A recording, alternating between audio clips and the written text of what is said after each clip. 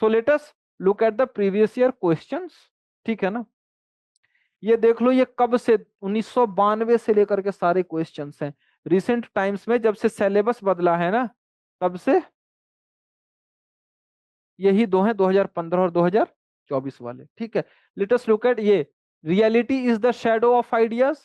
मैंने सबसे पहले दिन ही एक्सप्लेन किया था that how he aims to explain the superiority of ideas over the real world, and इसमें क्या होगा, superiority of ideas over real world। Intro कैसे करोगे?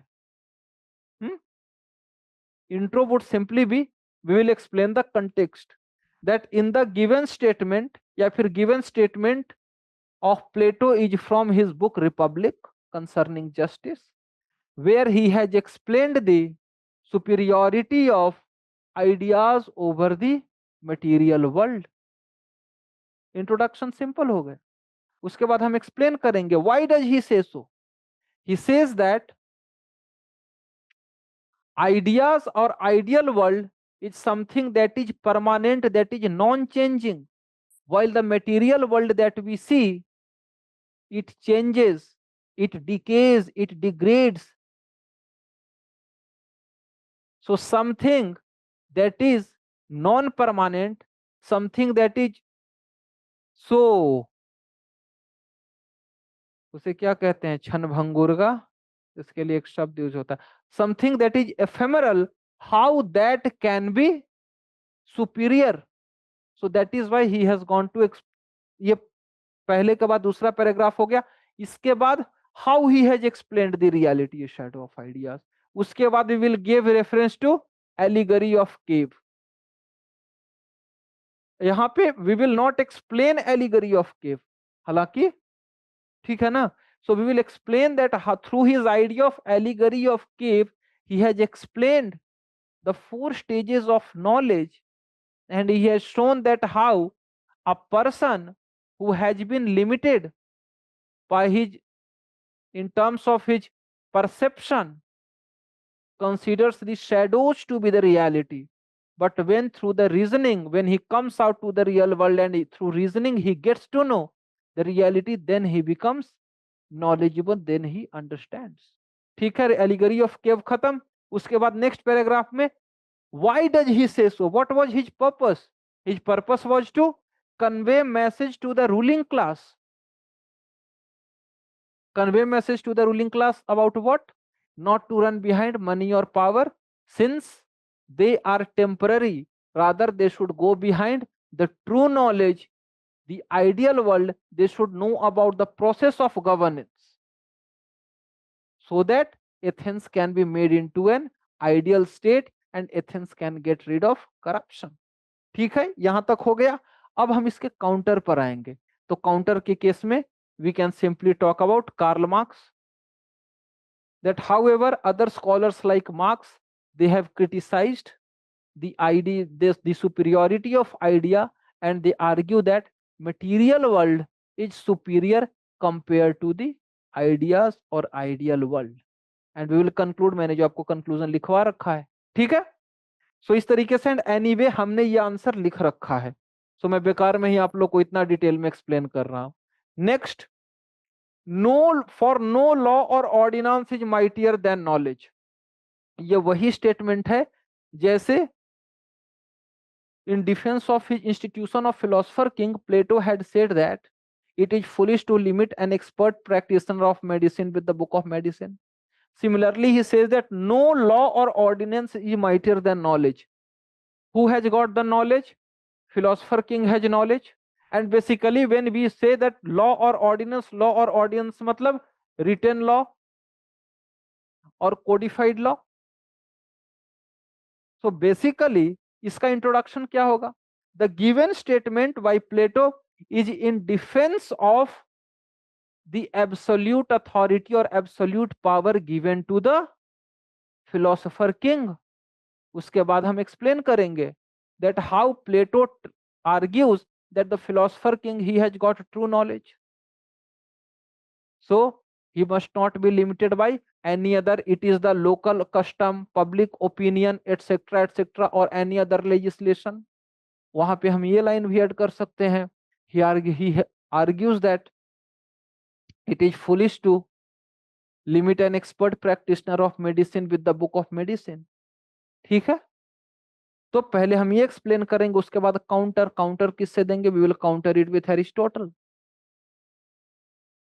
ठीक है, देखो इसका आंसर और it is foolish to limit the expert practitioner of medicine, दोनों का आंसर सेम रहेगा, because purpose of both is the same.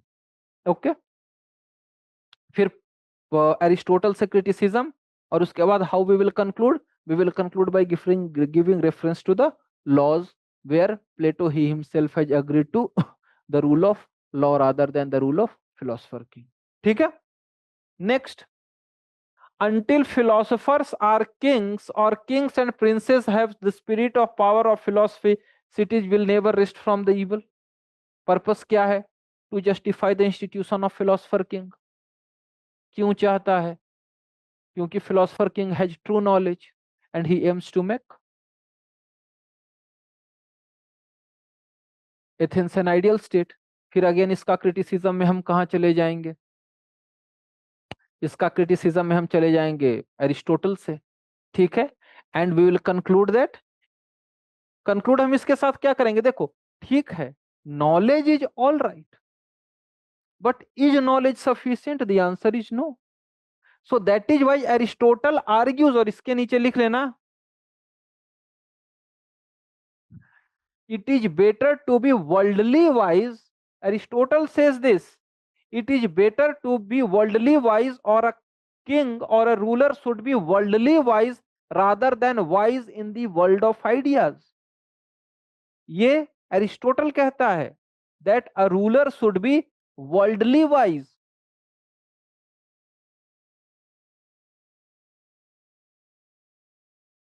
that he should be aware about the day to day happenings of the world around him, rather than wise in the world of ideas.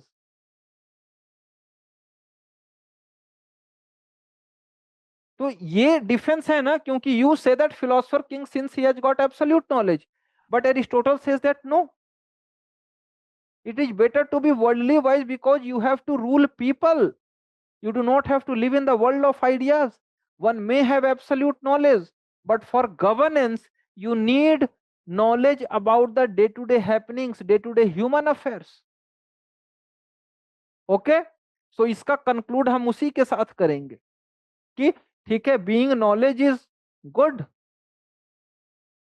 But at the same time the ruler or the king, the ruler must have the knowledge of day to day happenings and day to day affairs in order to govern successfully. क्योंकि हम नहीं कर सकते बस जिसके पास सही knowledge, अगर सही नॉलेज से सब कुछ हो जाता तो लुक एट ये Mohammad Yunus in Bengal, Nobel laureate, very educated, governance का सिस्टम क्या है बांग्लादेश में.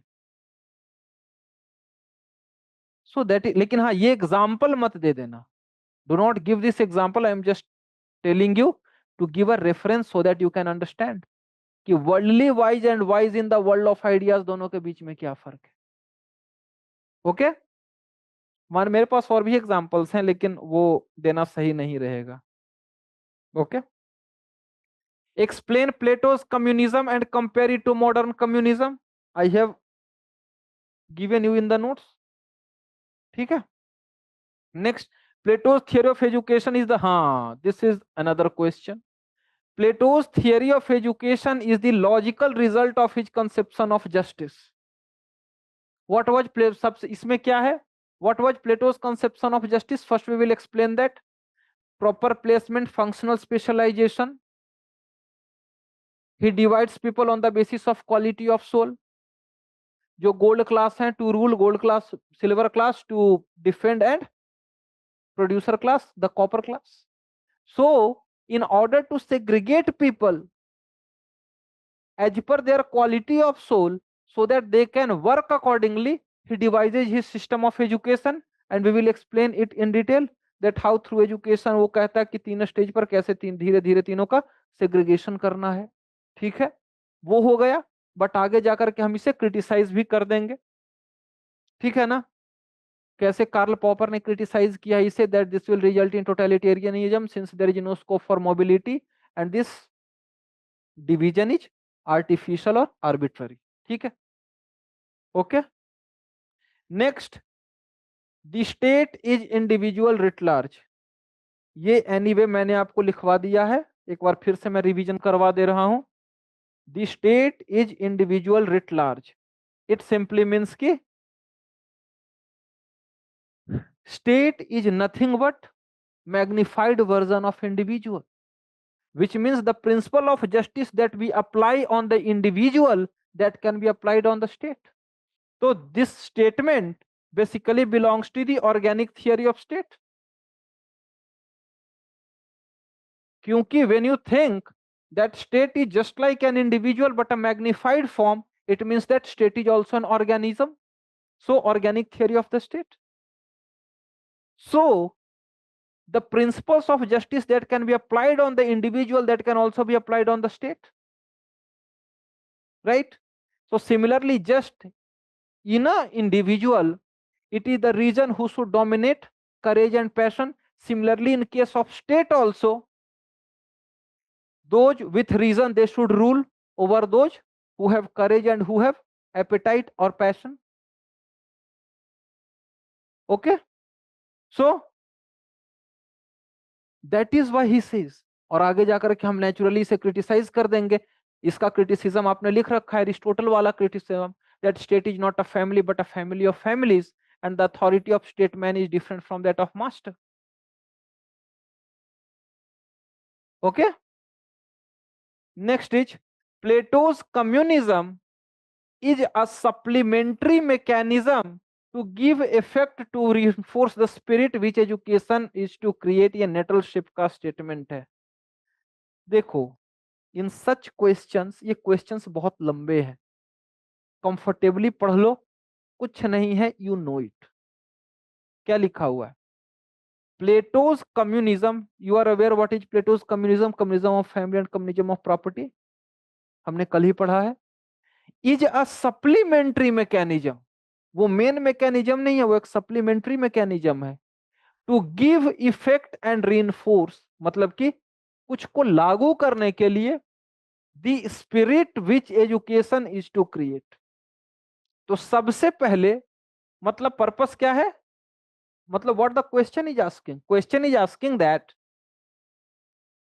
There was a spirit that education was suppose to create and communism is to reinforce that spirit। if we break down the question में दो terms हैं, एक है कि spirit that education is to create,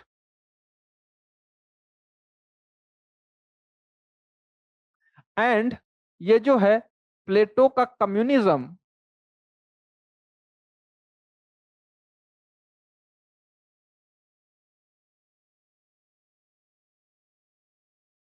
वो इसी को री करने के लिए है। यही है ना? Read the question again. Plato's communism is a supplementary mechanism to give effect and reinforce the spirit which education is to create। तो here you need to be aware about two things। सबसे पहले what is the spirit that education is to create, पहली बात, and how Plato's communism reinforces that। दो part address कर दो, question खत्म है। So what is the spirit that education wanted to create? Education का पर्पस क्या था? To create an ideal state, functional specialization, right? People of virtue, people of reason, right? So basically the education aimed to create a society where people are virtuous, okay, and the state is ruled by the people dominated by reason, okay, and the main guardian class are those who reason and courage, basically rulers and soldiers। तो M क्या है? Create an ideal state, right? क्योंकि ये सब purpose क्या है, ये सब का पर्पस है आइडियल स्टेट क्रिएट करने का, राइट। अब the spirit of education was to create an ideal state in this manner, and how does Plato's communism reinforces that idea? Because as per Plato, still there can be scope for corruption or corrupting tendency in the guardian class. Why? Because of the corrupting tendency in the of family and property. So that is why he suggests communism of family and property, so as to rid that last vestige of corruption from the guardian class. बस यही था सवाल, यहां तक लिख लिया। उसके बाद हम इसे क्रिटिसिज्म कर देंगे जो आपके पास, which you have written, Aristotle वाला क्रिटिसिज्म। हमेशा याद रखना, in humanities no statement is absolute, most of the statement can be contested. So that is why we explain the statement, that is the thesis, and then we give the counter of that statement, which is antithesis, and we conclude with the synthesis. Okay, done. अब आते हैं next question. Comment, western thought one might say has been either platonic or anti-platonic but hardly ever non-platonic. मैंने अभी just explain किया है। This is the statement of Karl Popper. He means to say that whatever political ideas that we see in Western thought, either they can be found in Plato or they can be found in criticism of Plato. हम बात करेंगे communism की, feminism की, fascism की, idealism की, वो सब इधर मिलता है। एंटी प्लेटो में हम डेमोक्रेसी की बात करेंगे, राइट्स की बात करेंगे, right, because Plato was not focused on right. Democracy की बात करेंगे, राइट्स की बात करेंगे, रूल ऑफ लॉ की बात करेंगे, because Plato himself was against the idea of rule of law, he wanted the rule of philosopher king. So इस तरीके से we can say that Popper ने ऐसा बोल रखा है, this is the reason we simply need to explain this. अब यहां पे काउंटर वाउंटर करने चले मत जाना, you just need to explain that this statement emphasizes or underscores the impact of Plato on the Western society. ठीक है, okay. Last, Plato was an enemy of the open society, Karl Popper का comment, उसके पीछे हमने लिख रखा है, Popper book open society and its enemies, what were the reasons, holism, essentialism, historicism, not open to falsification. उसके बाद फिर देख, उसके बाद फिर हम सारे का सारा एक्सप्लेन करेंगे in detail, and then we will go for criticism of this idea, criticism of Karl Popper, कैसे, whether it is Rajeev Bhargava or it is Sidney Hook or it is Levinson, they have defended Plato. And last में we would say that it may not be correct to term him as an enemy of open society, क्योंकि Plato का purpose क्या था, to create a just state. The purpose was not to not to create a despotic state, but rather a peaceful state where there is harmony between every section of the society and there is functional specialization. Done. ठीक है, last, ये तो last year का ही था। Critically examine Plato's theory of forms. Theory of forms मतलब basically theory of ideas. और देखो, ये क्वेश्चन और ये क्वेश्चन दोनों सेम है, that reality is the shadow of ideas and theory of forms। theory of forms ये कहां से derive हुआ है, from Plato, from Socrates theory of knowledge। he argues that reality is the shadow of ideas। उसके बाद हम सारी चीजें एक्सप्लेन कर देंगे, उस पर्पस क्या है वो भी एक्सप्लेन कर देंगे। बाद में we will go and we will explain that how this is, we can go for criticism by someone like Karl Marx, and then we will simply conclude। ठीक है, बिकॉज ये वाला और ये question both are same. Okay, so with that Plato comes to an end. इसमें से PYQs one you find difficult, do write them and show it to me, so that देखो मैंने हमेशा से कहा है 3 पार्ट हैं। सबसे पहला मैं एक्सप्लेन कर रहा हूं, आप नोट डाउन कर रहे हो। Secondly you need to understand that, and third is that after understanding ये जो क्वेश्चंस है you need to write that. Always remember UPSC is not an examination of reading, it is an examination of writing. जितना लिखोगे उतने chances बढ़ेंगे to clear the exam. And if you keep writing this PYQs, if you keep writing the tests, it is my guarantee that you will be ready for Men's 2026 in January 2026. इतनी answer writing होनी है, there is not a single topic that you can not explain. आपको 1 to 1 चाहिए, जो भी चाहिए, whatever you want. And that too कोई test series की बात I am not doing, I am talking about foundation. Because the goal of my foundation is that after you have completed the foundation you need not me.